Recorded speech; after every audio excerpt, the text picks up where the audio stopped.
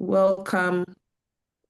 Okay. Hello, everyone. Welcome to this month's session of STEAM Machines. This is the IOU Office for Astronomy Outreach, and I'm Naomi Asabre Frimpong, the Deputy Director. And I have with me here Cynthia Duran, the International Officer, and we have a special guest with us who is Dr. Pamela Gay. And she's specially invited because this session is about using new technology and new social media to advance science communication and astronomy outreach. So I'll talk a bit about Dr. Pamela Gay, and after that, we invite her to come and tell us all that she knows about uh, Discord. So Dr. Pamela Gay is also an astronomer, and she is a technologist and a creative person who is actually focused on using social media, new media techniques to engage people in learning about science and actually doing science.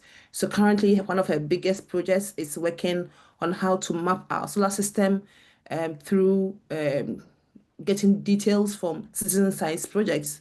So she is an avid science communicator and a champion for citizen science projects. And her project is called CosmoQuest, and you can find it on cosmoquest.org. And she also has a Discord about on CosmoQuest. So she has a lot of expertise on how to use Discord to create a community for science engagement and science outreach. And so we welcome Dr. Pamela Gay to talk to us about Discord. And I want to say that thank you so much, Pamela, for waking up so early to join us and tell us about all you know and teach us how to use Discord for our science engagement. So I'll leave the floor to you, and to all our Knox, thank you for joining us. We really appreciate it that you're taking a time out of your busy schedule. And if you are here, we would really like it if you can add your country to your name and write your name in full so we can know who is joining us. And please write your questions down after Dr. Pamela Gay is finished. We can ask her questions in person. Okay, over to you, Pam. Hello, everyone. Good morning, good evening, good afternoon, wherever in the world you may be. I am someone who has focused a lot of my time in taking my science outreach where people are already located. Discord's a platform that's been around for many years, and it's someplace that a lot of people go to talk about games, to talk about software, and because they're already there, hanging out with their friends, doing things they're passionate about, it's a place that it's easy to get them to just add the channel for your science program, add the server for your science program, and start getting them engaged in a place they already are. Now, to do this effectively, you should probably start out by joining various servers that are of interest to you. And this is where we have it pretty simple. This is the Discord app. I'm going to be flipping back and forth between my presentation and Discord. Um, and we actually have our own communicating astronomy to the public server. It's super easy to invite people to servers. We try and keep the communicating astronomy to the public server thoughtful in who we invite. If you are here, you hopefully already have joined it, but if you haven't, I'm going to go ahead and drop the link into the chat, and you are welcome to join and follow along throughout this presentation. So, what is Discord? It is a combination of the tools from the old IRC channel. Some of you may remember from the 80s and 90s. It is a forum, if in some ways that you can set it up. It is a chat, it is video chatting, it is stages.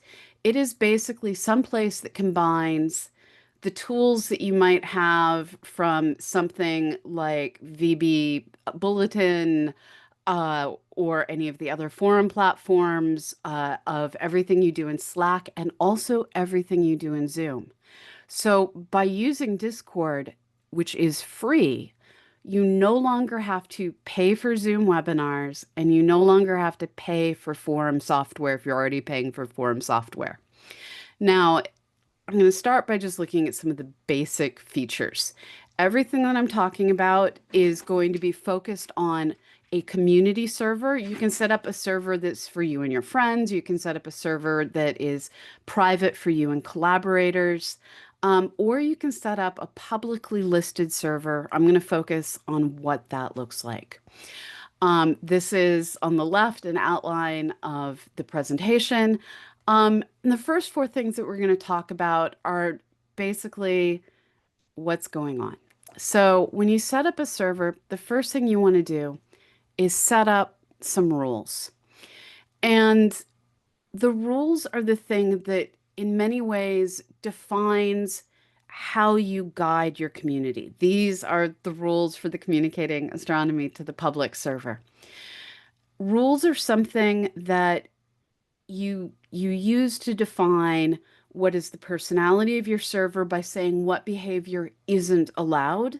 And it sets you up with guidelines that you can use to say, no, I'm going to delete what you just posted. And here's why you should have known that you shouldn't do that. Rules are something that people have to agree to when they join the server. So when you join the CAP server, these rules are the first thing that you're going to encounter. I'm being beeped at by my presentation. Come on. Okay, it apparently does not want to show me the words, so I'm going to go back to the screen. So the rules that we have for CAP are simple. Be respectful, stay on topic, no hate speech, no spam or self-promotion.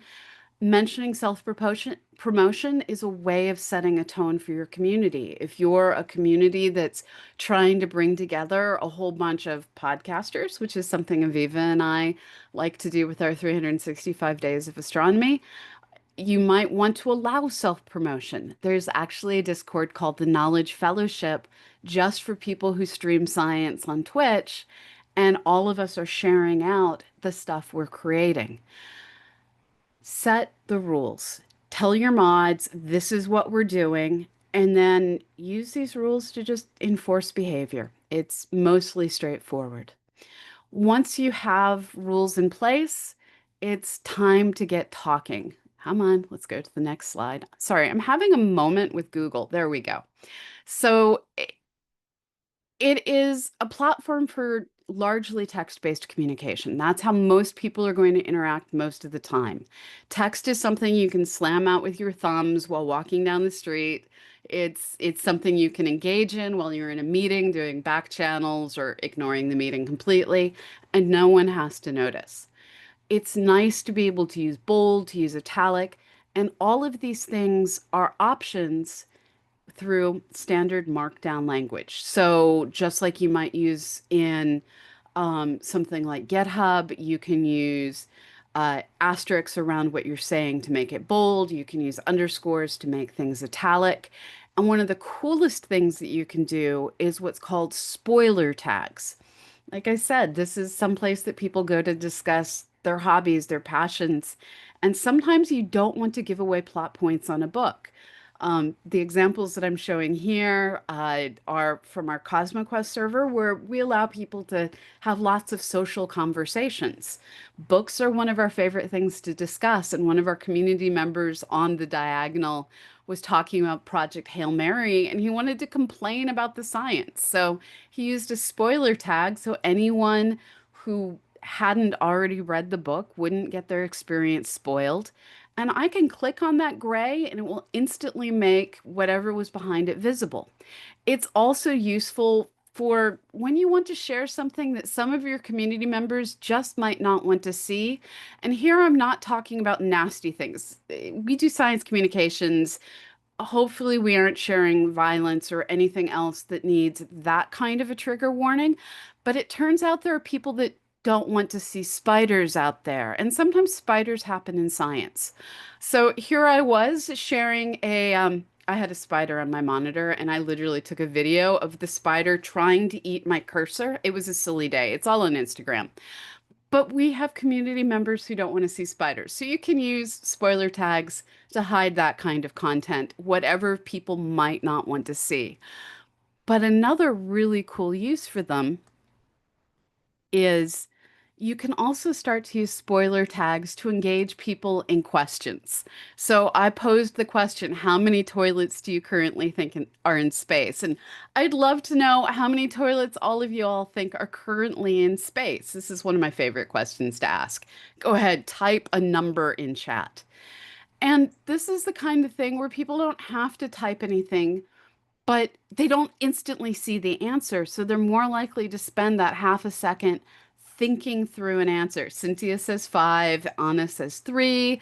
I guess that's Kelly, maybe. No, that's not Kelly. Someone, Naomi says 10. We have a bunch of people saying two. I love the overly optimistic 173. Um, so right now we have the Chinese space station and ships docked to it. We have the International Space Station and ships docked to it. And with this combination of there being multiple space toilets on both space stations, as well as space toilets on the docked crew capsules, we currently have nine different, not all functional, not all accessible, but there are nine toilets in space. There's actually a higher ratio of humans to toilets in space than most places here on Earth.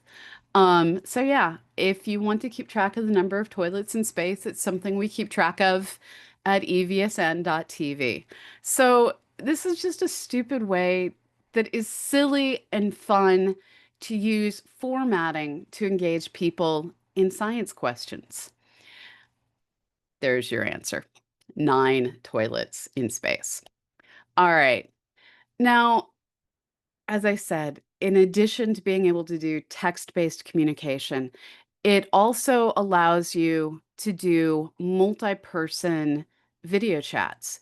And what's amazing about the way it's laid out, and here I'm using their standard infographic from Discord. I didn't want to record any of the private conversations that happen within CosmoQuest. Um, what's amazing about the way they do it is you can, as a viewer, pick who you want to make large, or you can have everyone the same size. You can turn on and off multiple screen shares. You can individually adjust the volume on different people, which you can't do in Zoom. So when there's that one person whose microphone is super soft, with Discord, you can crank up their volume. And when there's that one person who is super loud, you can also turn down their volume, adjust things how you want it. We find with CosmoQuest, this is super fun when, for instance, a bunch of people are playing the same game. We like to play board games together. Um, you can see it from the different people's screens if you're a viewer. And this means I can hang out with a bunch of people and essentially walk around and see what cards, what game pieces each of them have in their hand. And they can say, I'm not going to see those screen shares. And we can keep track that the games are fair. This is also cool. We do a lot of Minecrafting. We have a space build of Minecraft where we've built a scale model of the solar system and a rocket park and a Mars base. And we can see through each other's eyes what everyone is working on building together. And this is a really easy way to get people engaged and be able to help one another. Because when you can share multiple screens, you can both see that person's screen and say, okay, so this is what you want to click while demonstrating it on your screen. And it just works really well. Now, you don't always want to allow everyone to share their audio and their video and their screen and everything else all at once. That can get to be a chaos event. And this is where the stages feature within Discord can be really awesome and be used for events like what we're doing right now. It does make recording harder. You need to have local software to record stages. So within Discord, you can schedule events. You can actually see the events that are scheduled. I show an example right here. I'm a moderator, so I have the create events up here. You can see that this particular event repeats monthly on the second Sunday. You can see a description for it. You can see where it's going to happen within our Discord. And there's actually, when you're waiting for an event to start, there's music and stuff that plays. It is the most ridiculously silly enhancement to the stuff that we're used to, where, yeah, there's wait music for a stage performance getting ready to start. Nice thing about the way stages are set up is it has all the features that a webinar has. You can have a chat going where we actually use emotes for people who want, and I'll get to those in a moment, who want to flag that there's questions they have. And it allows people to talk amongst themselves, which is something that a lot of people have gotten used to being able to do with YouTube live videos, with Twitch streams, and all of that is available. All these tools they're used to in shared events are available through Discord. Now, there's a lot of concern about how do you keep a community safe. Anyone who's watched a rocket launch live on YouTube where the chat wasn't turned off knows you're going to get a lot of okay, so there's a question I'm actually going to pause and go back and answer. So, uh for those of you watching this later on YouTube, welcome. Joyful just asked, can you have multiple stages for different events happening at the same time? Yes. Discord is super useful to use for public events, and let me show you an example of that. So we have done a series of what we call CosmoQuestacon events on Discord. And you can see that we have main stage chatter, we have backstages. This one, it looks like we've already turned off. That was an old event. So I'm showing you old events right now. We have contests set up, all the different stages. All right, so it looks like we did some house cleaning. Yes, you can have multiple stages. And here you can see we have a main stage set up. We have a general voice channel set up. We have a backstage hangout set up with a backstage lounge. You can set up multiple stages that you can direct people to go to during big events. And this means that if you're doing a fully online conference, you can use Discord and only Discord for everything.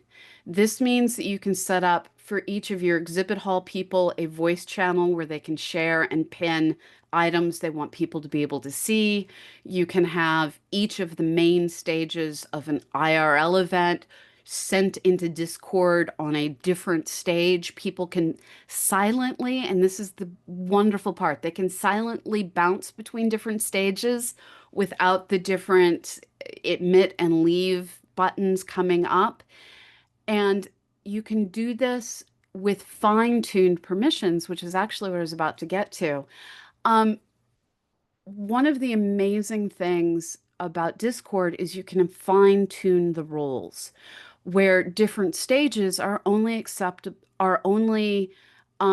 seeable to people with specific permissions. So the event I just showed you is something that we do for our donors. These are people who pay $1 a month or more to get access to extra events, to extra benefits, to ad-free podcasts. And we just want to say thank you. And so we do a monthly Q&A with them. Now, I can come in and you can see that we have a gazillion different roles within. Sorry, I tried to scroll and it didn't work. We have a gazillion different roles within CosmoQuest, and I can go through and for each of these different roles, and this is the everyone role.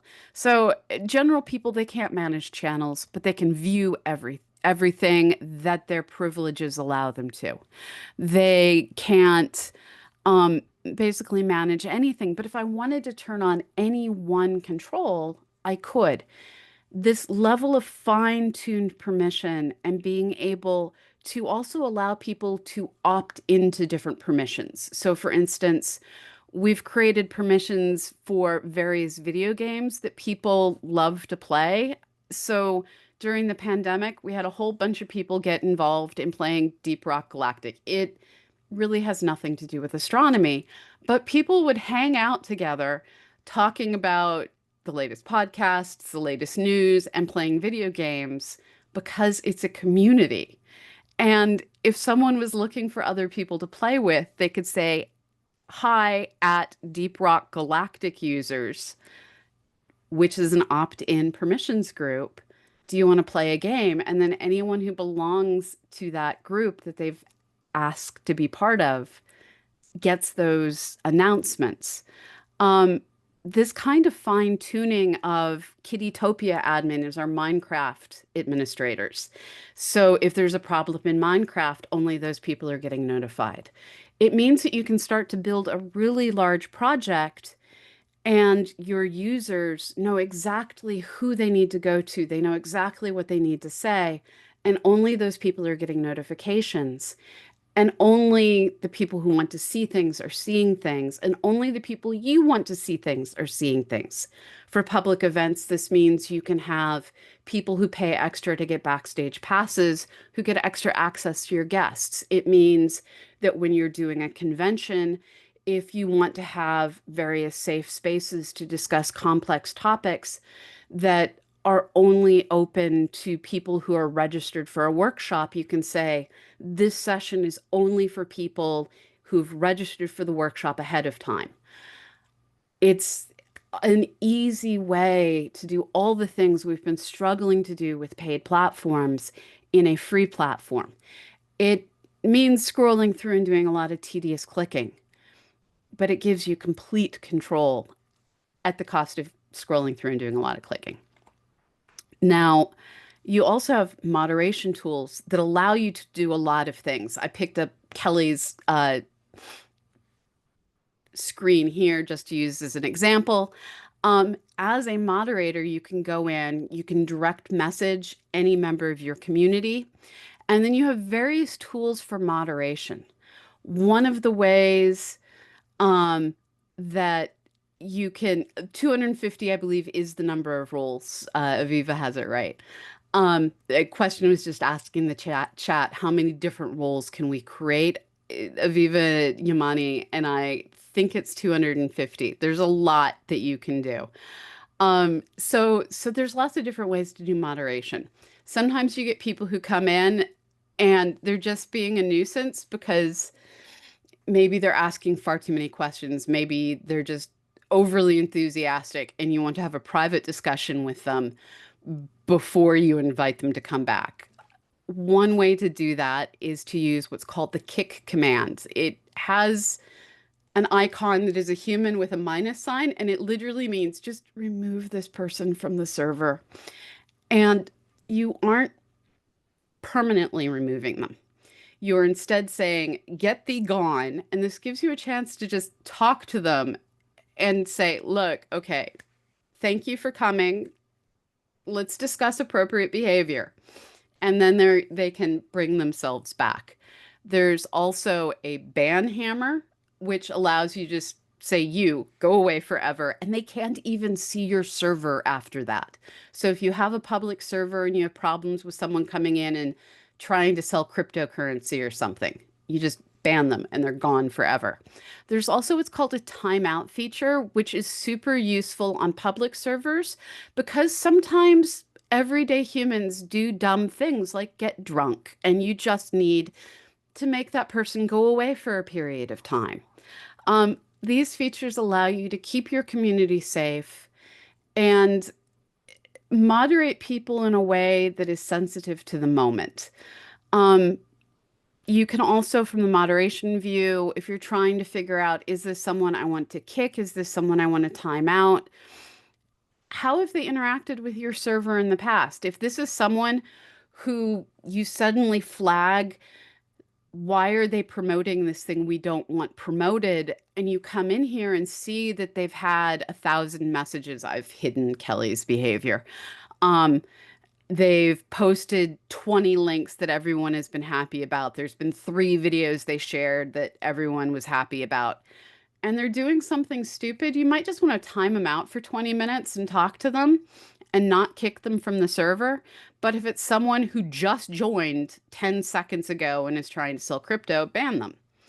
Um, in general, when you're looking at people's messages, you can remove reactions. So if someone says, "Hey, I'm having a really bad day, my project just lost its grant," and someone puts a haha reaction, I don't know why they would do that. That's a really terrible thing to do. You can get rid of that reaction. Um, if you want to delete a message, you can do that. If you want to report a message so that everyone can discuss it in your mod team, you can also do that. So there's lots of moderation options. And one of the things that we work very hard to do with CosmoQuest is to moderate with compassion. We are in the science community. Every one of us who is in this chat is some flavor of nerd, geek, and we work with people who are socially awkward, who don't always know how to human very well. Our public activities are often going to attract people who are on the autism spectrum, and they may get super enthusiastic and just need a moment of being pulled aside and said, "We love your enthusiasm. Can you please only ask one question every 5 minutes?" And the kinds of moderation tools offered by Discord, where it allows you to have slow mode on conversations, which limits individual people to a post every duration of time that you set, allow you to have that compassionate engagement that reaches people where they are and allows them to be engaged. Now, we're getting the question from Joyful, can moderation be outsourced to bots? Yes, to a certain degree. There are built-in tools that say these words aren't allowed, and when a user tries to use those words, their post just won't get shown. You can also uh, create your own bots. We have done this within CosmoQuest, and those bots can interact with your users in different, interesting, and weird ways. This is it's what I was looking at last. It is our memes channel for our moderator group, so it has nothing to do with science. Um, where is our bots channel? So I've gone through and I've shrunk everything down just so um, my life is simpler, and the bots channel doesn't currently have anything new in it. So pardon me while I go hunting. I totally don't remember where I put our bots channel. There it is, bot spam. So we have a bots channel, and people can interact with it in different ways. You can do things called pin messages. So there's a pinned message on this chat that shows some of the different commands. In this case, only one set of commands. We need to add more commands up there. Um,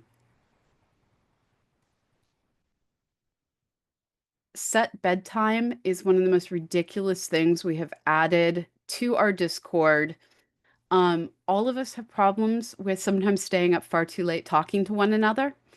And we allow people to set their bedtime so that when they talk after or between those hours for their bedtime when they're supposed to be asleep, our bot called Cosmo Golem will pop in and say, "You should be asleep." Our bot allows people to post images, so you can see image polar bear. Um, this is just a chat that allows people to spam with the bot.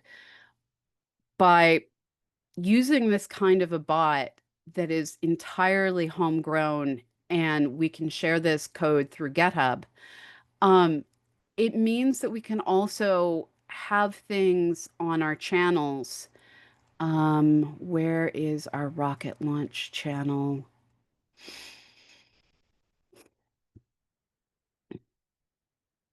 I honestly am normally just looking to see what conversations have happened. So we get a lot of people sharing um, posts from other sites.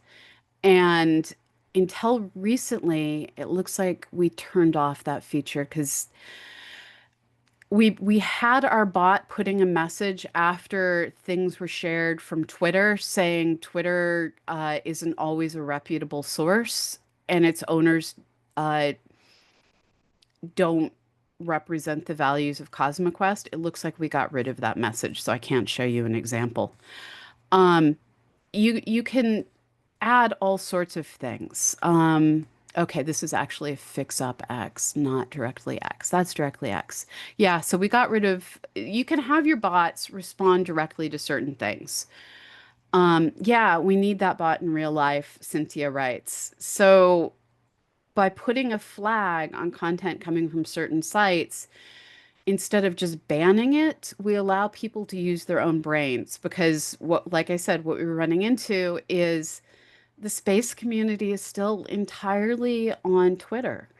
Um, but so are Nazis, and we don't allow Nazis. So we were putting warnings on everything.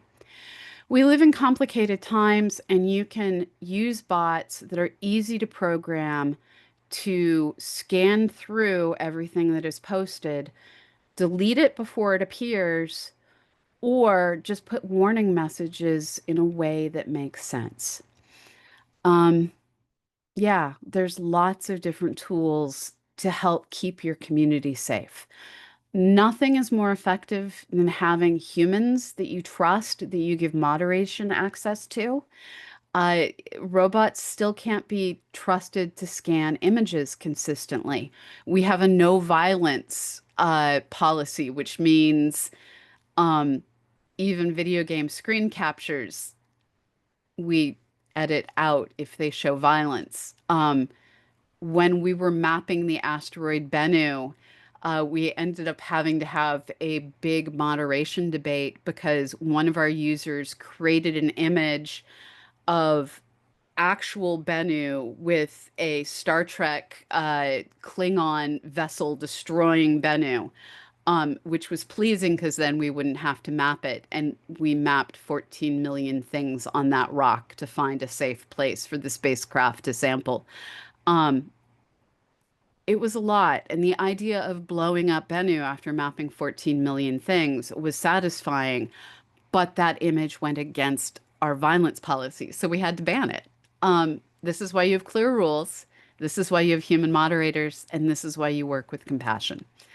Um, there's lots of things to do. Now, as I've already shown, the number of channels you get can get out of hand.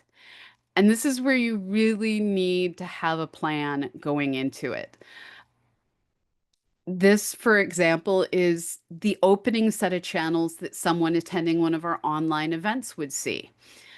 They log in, um, they have to agree to the rules in the Start Here channel. There's an announcements channel where we announce keynotes are starting, where we announce any change of plans, any cool events that have started, remind people to check out the exhibitor hall. Then there's a guest check-in, which is actually for the speakers. And when they check in there, we do a mic check, we do an audio check, and we give them the roles they need in order to be a guest. There's a backstage pass check-in where again we give people the roles they need to get access to their backstage features. And there's a help desk for people who are just lost and confused. Sometimes you have to explain to people how to make it so they can hear things well. Um, Now, it's really easy for things to get out of control on channels. And this is where folders are the most important thing you can have. So we have channels just for our patrons. I can make that smaller and then it lights up when there's something available that I haven't read yet. We have a bunch of community channels that are related to CosmoQuest. So here I can see there's something I haven't read yet on the general channel. I'm going to live dangerously and see what it is. Um, oh, it's there was a Discord glitch this morning and people are discussing the Discord glitch. It's software. Sometimes it glitches. You can see that our core things are apparently the bots channel, science, suggestions, volunteers reporting for duty. We're a volunteer organization doing a lot of citizen science and general. Then we have things related to our mapping projects, including bug reports, feature requests. We do a lot of social chat. I have turned off announcements on random. This is why it's appearing in gray. And you can see we discuss everything from Legos to music. Um, Give people places to talk about things socially, and it builds community when you aren't actively. You can only discuss the latest nebula for so long. You do have to sequester certain things. Current events are something that we needed to move out of social chat. The world is currently on fire in many different ways. And if you're in Canada, it is literally on fire. So we banished US politics to its own channel because it was getting out of hand. And we have current events. We also have, because of the pandemic, people needed a place to just say, I'm struggling. This is an opt-in set of channels where people can literally scream into the void and just saying, I'm having the worst day. I just tested positive for COVID. And literally scream into a void and have people like give them virtual hugs. And they can also discuss deep topics. So the deep end is where people go to discuss things like there was a new announcement that came out today that environmental protections are getting largely removed from rocket launch considerations in the United States. That is a very hard conversation because sea turtles are going to die so that starships can launch. That's a conversation for the deep end. Um, Games and leisure, people hang out. Um, we have a living room where people will literally go in the evenings and just hang out doing other things, waiting to see if anyone else shows up. And it's like a coffee shop culture some of you may remember from the early 2000s, where people just talk randomly while working on their laptops. So create spaces, um, and give your mods their own space as well, where they can break the rules sometimes to discuss things off topic and build their own community. So this is what we've been building with CosmoQuest. Start with a plan. Chaos will ensue over time as people start having more and more detailed conversations. So you might start out with a media channel where people discuss movies, videos, books, and then you realize, oh shoot, I need a channel just for music videos. Oh shoot, I need a channel just for books. Start with the minimum possible number of channels. Start with as few as you need, and then separate things as each channel comes to life of its own.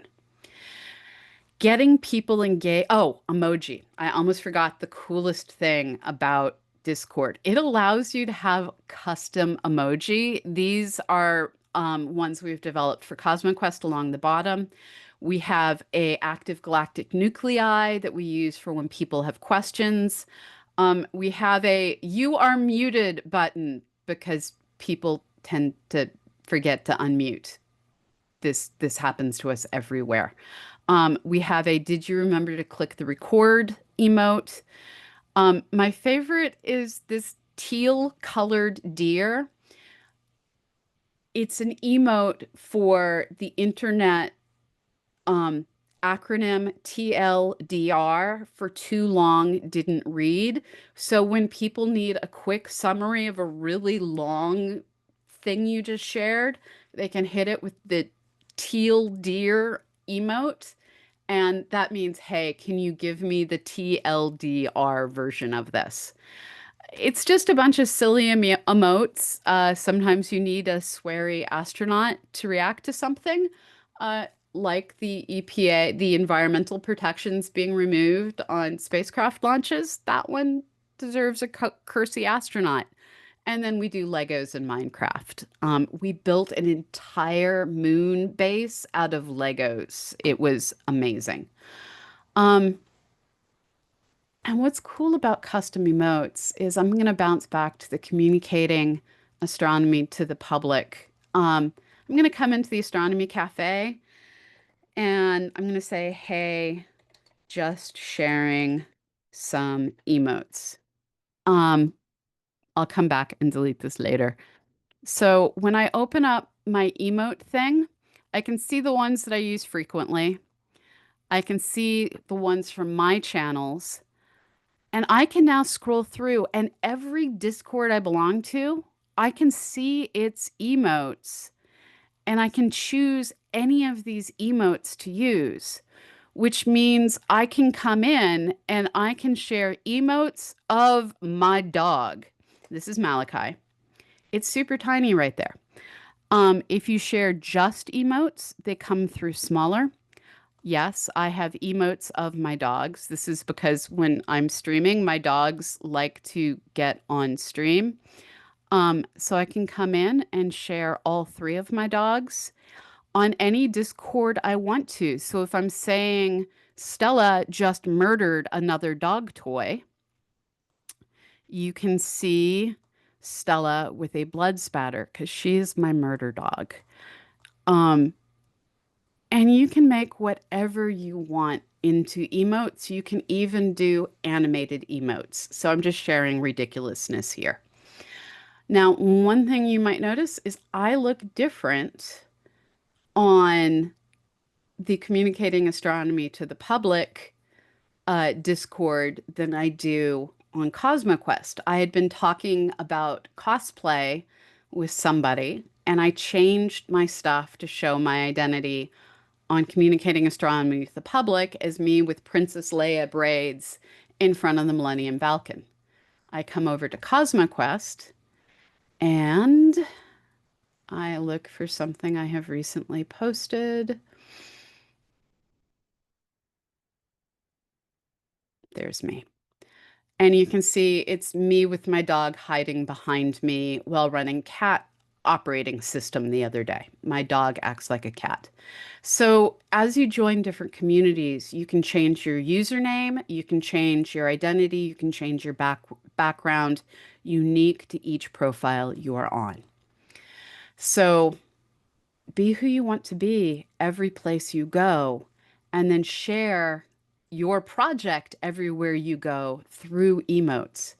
People will actually join a server just to get the emotes. So it wouldn't be insane if you had like this really amazing supernova emote that you had animated, that if you started using it on another astronomy server, people would be, hey, what server did you get that emote from? And they'll join your server to get the emotes and then stay for the science.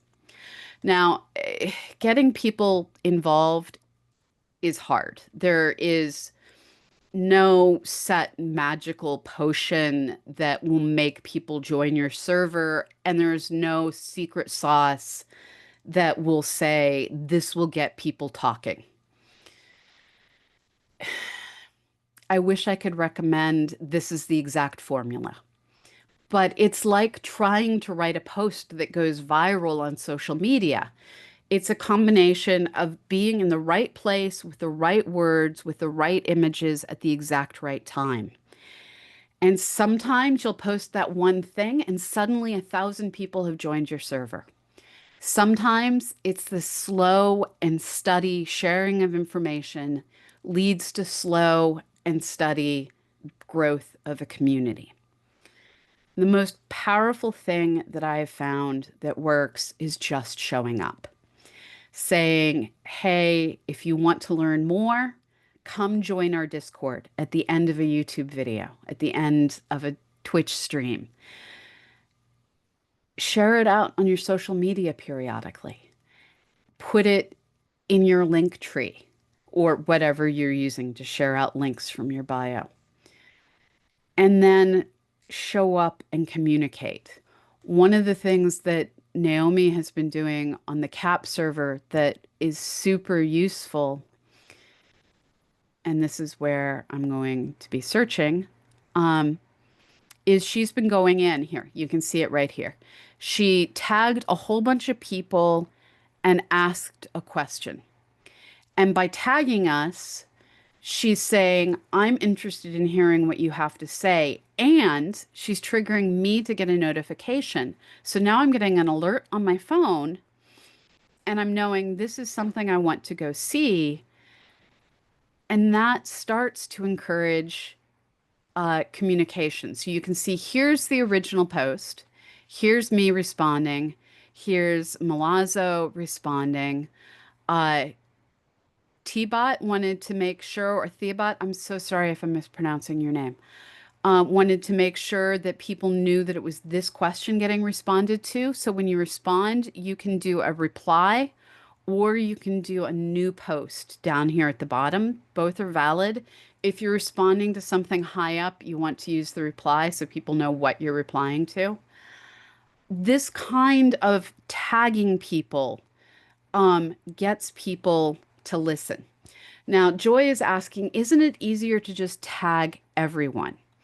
Yes, but then they'll turn it off. One of the things that people have the ability to do is suppress all notifications that go to an entire channel or to everyone on a channel. And it's sort of like turning off spam. You need to be able to survive. And this is where I love that you anticipated my next slide. You have to figure out how to stay sane when your content gets um, really good engagement. We've all hopefully had that moment where something we posted suddenly started getting a whole lot of engagement and our phone exploded with notifications. And it's just like, oh no, what has happened? And it can be stressful to get too many notifications. Your phone doesn't stop beeping. And this is where you really need to set your notification settings. For CosmoQuest, I actually have it set to give me a notification for every single message because that's my baby, that's my community. But then you can also scroll down and do exceptions to this. So you can say there's certain channels you don't want notifications. So I have random set to mute. So I don't get all the random conversations. We have a lot of people who play Wordle, and we had to give them their own channel to share their results or murder them, which no one wanted to do. So I have it set to mute. Bot commands I have set to mute. I don't need to see people testing bot. Nope. I'm sorry, I'm trying to scroll here. We have a practice Russian channel. I have that one set. If someone messages me, I will go look at it. Um, this is really how you stay sane. So, in communicating astronomy, if I wanted to update my notification settings, I click on the server icon at the top. I click on notification settings. I have it currently set to only at mentions because I have a whole lot of servers I belong to. And this means that Naomi's message got to me. Now, I haven't suppressed the at everyone and the at here, so she could have used those ats and it would have gotten to me. But it's as simple as clicking that if I want to turn it off. It's a way of staying sane. You can mute new events. I haven't done that. I did mute mobile push notifications just because I don't my phone can get overwhelming. Um, use this to keep yourself sane. Join other discords, learn what they're doing, but turn off anything that starts to annoy you. There's no reason to suffer in your social media. Discord allows a fine tuning of notifications that only a few other platforms allow. Blue Sky is starting to allow this level of fine tuning. Um, make your life enjoyable. Make yourself want to be on Discord. It's here as a tool and it shouldn't take over your life. Now, this also means you sometimes need to set yourself to a different status. Um, if I am open to people bothering me, I get direct messages from a lot of people. I have my settings I have chosen, and you can do this however you want it. Again, it allows fine tuning. I have my settings set that anyone who is on a server I am on can directly message me with questions, ideas, requests to collaborate. And if I show is online, I'm going to get a whole lot of direct messages, and I know that.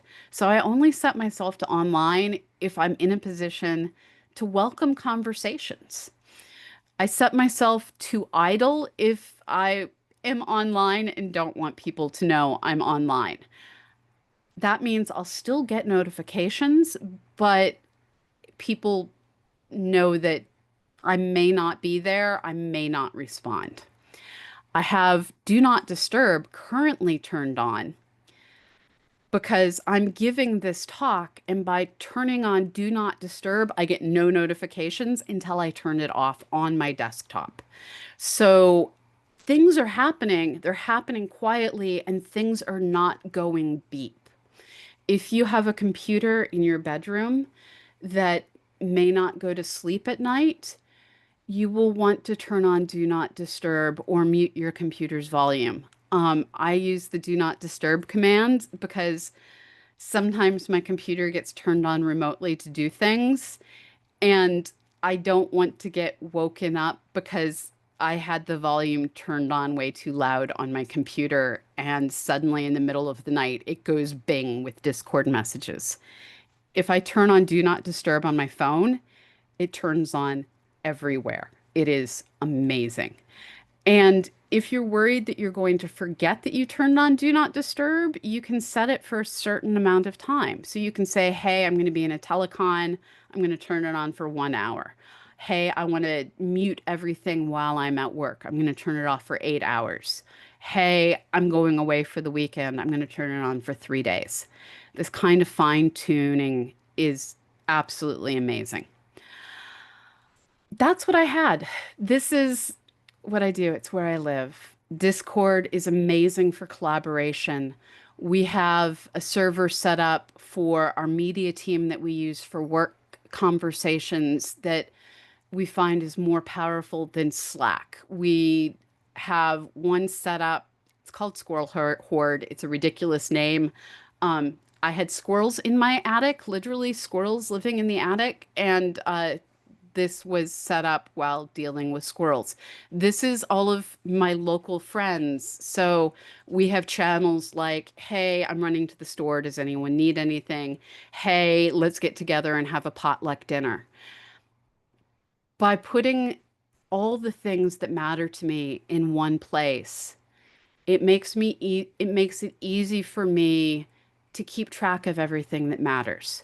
Now, some people do want to keep a distinct division between work and play, in which case you can switch between different people. You can have an account that is the account you use for EPO and an account you use for just you as a human, and you can easily switch between them. I don't do that. Um, Again, fine-tuned control. I'm really hoping that I will see more of you here in Discord. I'm hoping that we can use this more for our events, for the things that we do to bring people together, to bring us together as we collaborate through a media that doesn't care when you are in the world, just as long as you have an internet. So that was the end of my presentation. I'm going to focus on questions now. Anything you want to ask, I am here for it. I'm going to go to having a pretty picture on the screen. Actually, I'm going to go to promoting an event. So Aura Lopez asks, um, as a Guatemalan knock, sorry, I'm paraphrasing. Um, as a knock from Guatemala, can we build our own community or should we create a channel under IAU? Is there any general rules in building a community related for IAU? So that's a question I can't answer, but I'm hoping that Naomi or Cynthia or Kelly can hop in here. Yeah, hello. Hi. So Thank you, Pamela. Before I even start, thank you. That was amazing. I was starstruck with all that you're doing. You have so many channels. I have just about two or three, and I can't even manage them. But you're doing amazing. And thank you for the talk. I'm sure all the Thank you. knocks are and our participants are amazed as I am. So for the channel, you can totally have your own channel because you can see from difference between the community of practice and what Pamela has now, that our channel is more for a professional community of practice where we are bringing science communication together, and we would love for you to have a channel there. But our channel is very small, and we have a bare minimum of like channels that you can join. And we have plans to have a channel for regional channels and maybe even country channels, but I don't think we are there yet. So as a NOC community, you can totally do your own Discord community Discord. While we continue to grow our Discord, and we have enough engagement and participation to have community, country channels, or even regional channels, and even language channels. Because currently we have mostly themes and also kind of like resources. Because we are building a channel and we want the engagement before we populate it with like you come and you don't know where to go. So totally you can go for your own community. And we don't have currently any guidelines for and the IAU for creating a Discord channel. So when we do have that, we'll definitely let you know. So that'll be my answer. So Joyful asks, how does one go? Sorry, my dog just knocked over something loud in the background, and startled me. Joy asks, how does one go about deciding if their server should be public? Oh, that's a hard question. It depends on how you want people to find you. So there is a middle ground between being public, which means you can be searched for on Google, people can find you through your tags and your keywords, and being something that is easy to find through your programs. This QR code on the screen goes to CosmoQuest's link tree. There's a link to join our Discord on there. It would be easy for us to be a semi-public channel by putting the link to join our Discord on our website, on our business cards, and on places like that, and making it so that people can only join with the link. This means we're not going to get random person looking for help with their homework who searched on keywords, and we've had this happen, and then we turned them into community members. It turns out we actually will help with homework. um, you can find it so that it's the level of open you want it by how broadly you share your link. And then when you have a big enough moderation team that you're fine, when you get the random kid coming in wanting help with their homework, you turn it public at that point. So start by saying, don't share this broadly. Don't allow people to share the invite link. And then start allowing community members to share the invite link and putting it on your business card or on your link tree in your bio. And as you share more and more, and you recruit people who become part of your mod team, eventually you'll realize one day we're big enough that all are welcome, and that's the day you put it public. So it can be a gradient between fully searchable on Discord, to the links a lot of places. Anyone who really wants to join can find it, but they have to look for you instead of looking for your keywords. So pick how open you want to be based on knowing what your moderation team can handle. What other questions you got?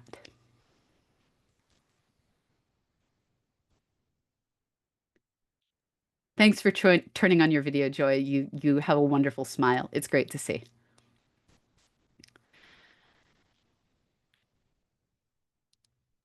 Are there No any more more questions. questions for Are Pamela? you all Yeah. experts already?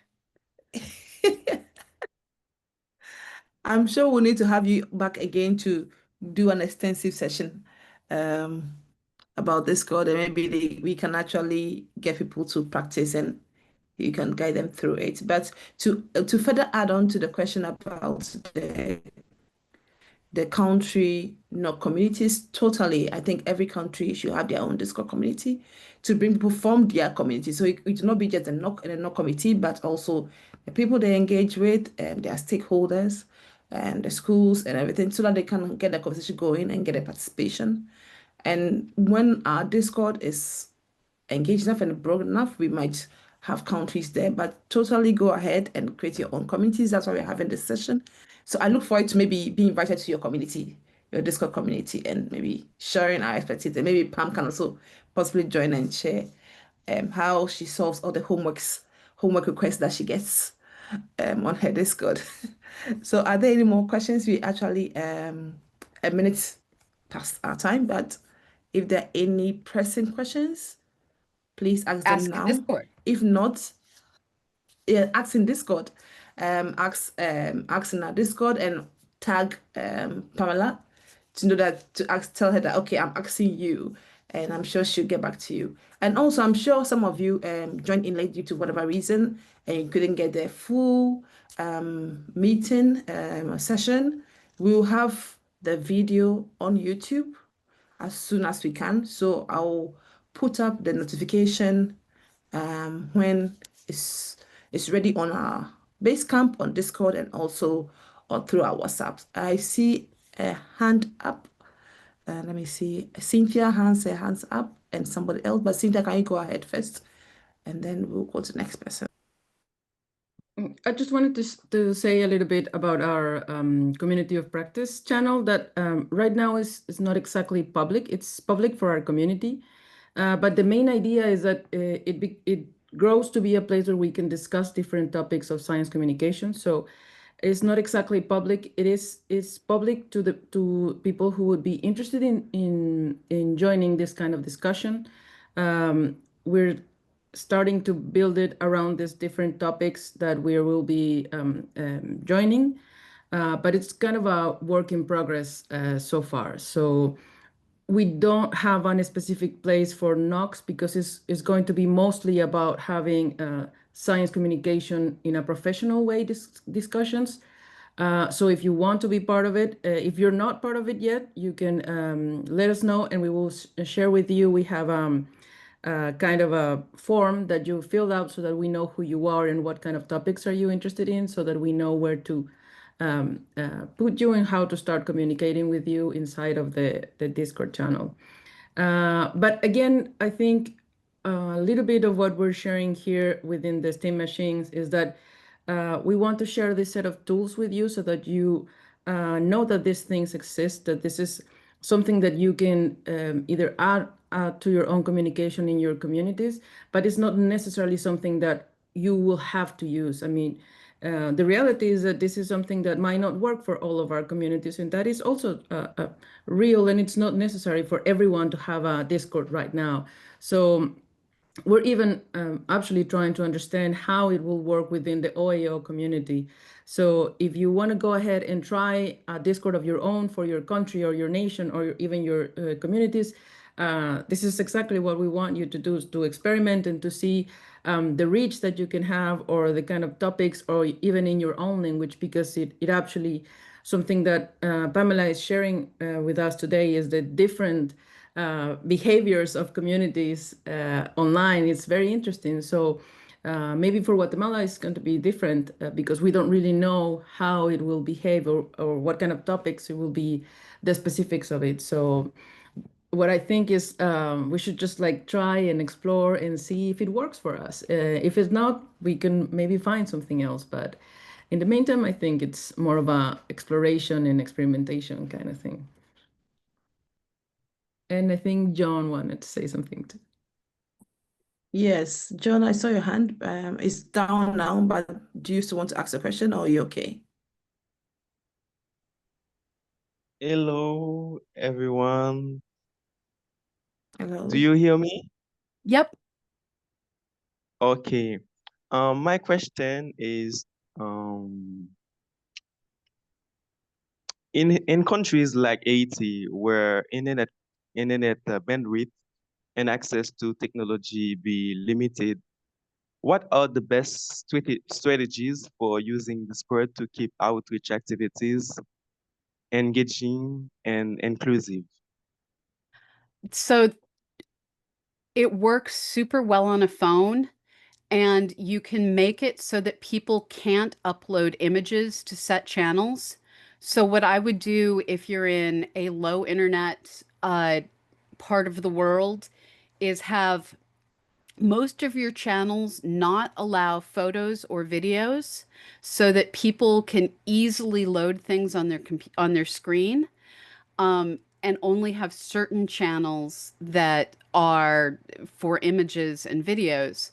And then you can have it set so that your chat channels allow audio but not video if you're trying to do a live event, and only share audio. That also makes it easier. So again, these fine-tuned controls, making it everyone can include images, make it no one can include images, make it only the moderator can include images. This allows you to set how bandwidth intensive what you're doing is. Um, I've used it in all sorts of really bad internet circumstances, and Discord has not made me sad. Slack has made me sad more often.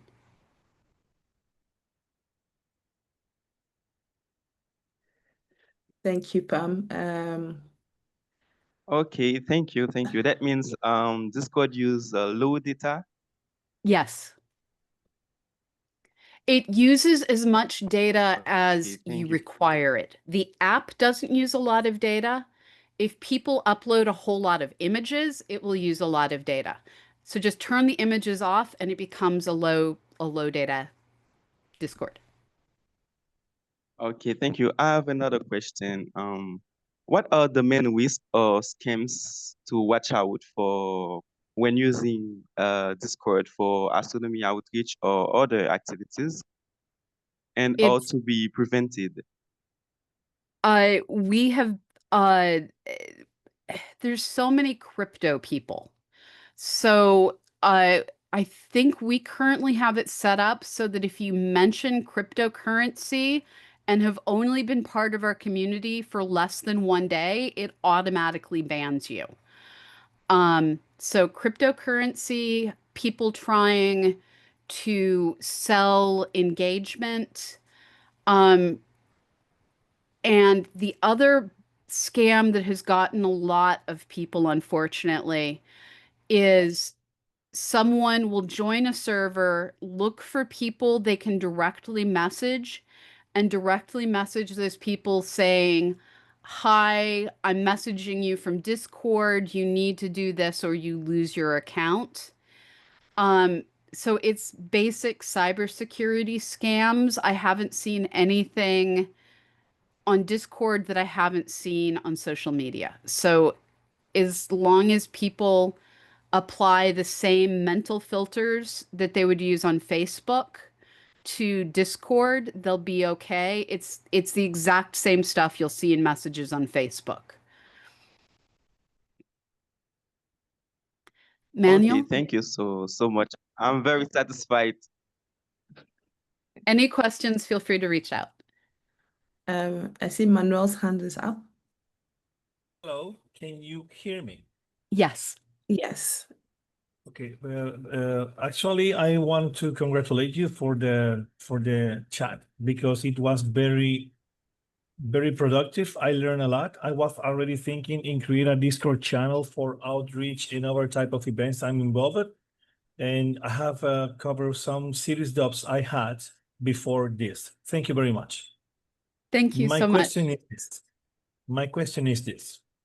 We are living in a very polarized world. Very polarized world. I have an incident in recent months in late April when I make a post on Instagram debunking flat earners, and I received an attack of thousands of emails on reporting my account, and I was banned for 4 months. Oh God. So there are any rules or there are any parameters in Discord that we could prevent, be attacked or abuses for those people that, let's say, or science outreach will be against their belief systems, their positions, and they are very intolerant. How can we prevent this from happening to us? Thank you very much. So to paraphrase the question, how do we prevent people with hateful motivations or anti-science motivations from ruining our experience? This is where sometimes having public servers can lead to problems if you have a directed attack. So we haven't experienced this with CosmoQuest, and we've done some risky things. We've spoken out about SpaceX in negative ways, highlighting the safety and environmental issues of the company. And this has gotten us a lot of negative comments on YouTube, a lot of negative comments on social media. But those people who find it very easy to be hateful on social media don't take the extra effort to join our Discord and be hateful there. We get the occasional flat earther who's bored, and then we just click ban and they're gone. We get the occasional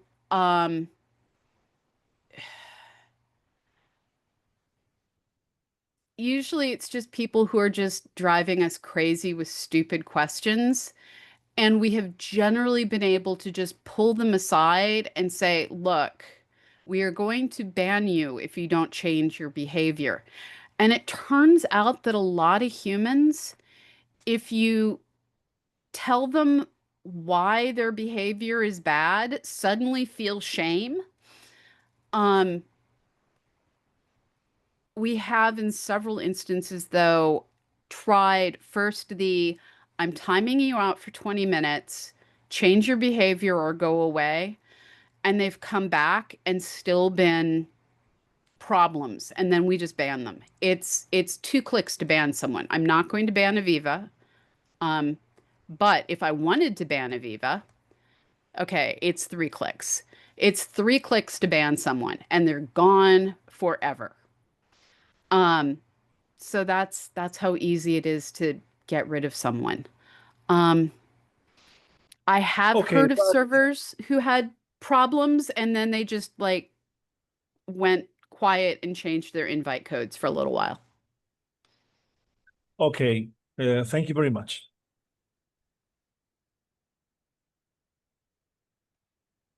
It's Thank you, weird how Pamela. treating people with respect and telling them they're being stupid usually causes them to behave.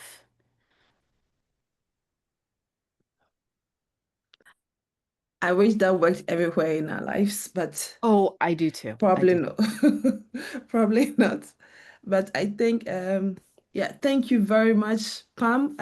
Thank you everyone for your questions. And we are at the end of the session, and I think you all want to give a virtual clap to Pam because this was amazing. We look forward to seeing what you can do with this skill that Pam has shared with us and other wonderful things that you'll be doing with Discord. And please, if you are already on our Discord, please engage with the communication that's going on.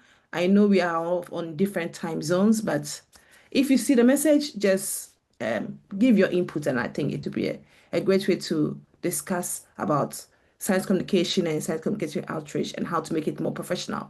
So thank you for joining us, and we'll see you at the next session next month. Next week, we are having our Women in Solar Physics. So look forward to the invitation, and we'll see you there.